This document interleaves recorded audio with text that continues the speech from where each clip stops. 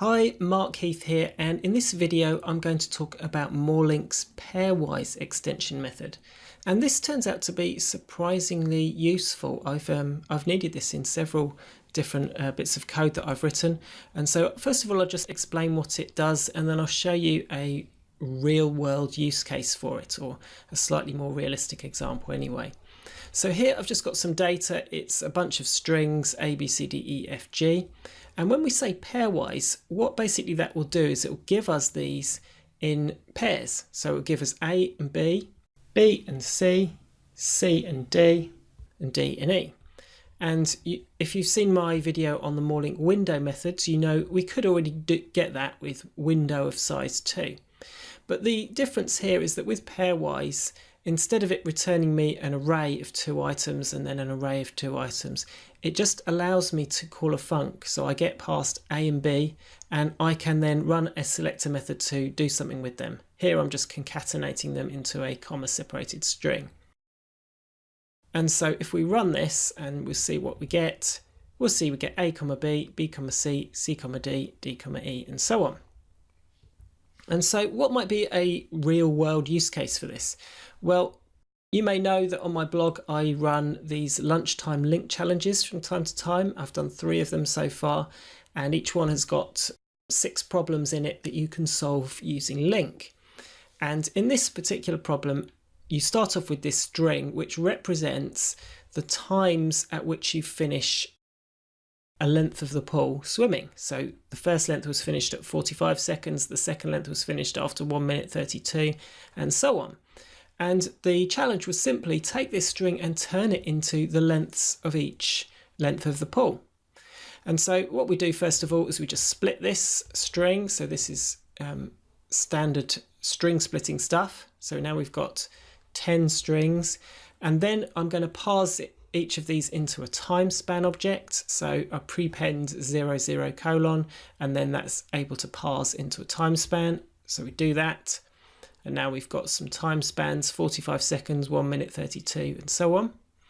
Then I'm actually going to prepend a time span of 0 onto the beginning.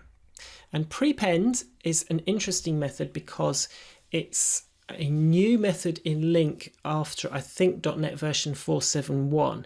But before .NET 4.7.1, it didn't exist. However, MoreLINQ has it as an extension method.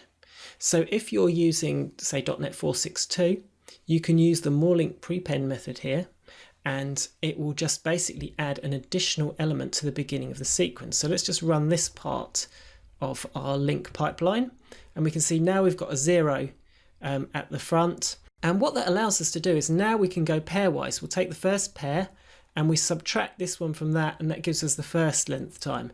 Then the next pair, we subtract 45 seconds from 1 minute 32, that will give us the second lap time, and so on. And so if we now run, and so all I'm doing is saying pairwise x comma y, so the first and then the second element in each pair, subtract y from x, and because time spans are subtractable, this will just work. So if I run this, now we get an INumerable time span of the time it took to swim each length. So that's really handy. As I say, there are a number of cases where I've needed a pairwise method, and it's much more convenient to use MoreLINQ's one than to try and create your own. However, there is one gotcha. If you try to run this and you're running on a modern version of .NET, you will get a compiler error here because it doesn't know which prepend method to call. Should it use LINQ's prepend method or should it use MoreLINQ's? And that's a real pain, actually. There is a workaround that the MoreLINQ library creators have provided. It's a little bit clunky. What you have to do is basically get rid of the using MoreLINQ statement at the top of your file. You don't see this here because I'm using LINQPad, which kind of hides the using statements away from you.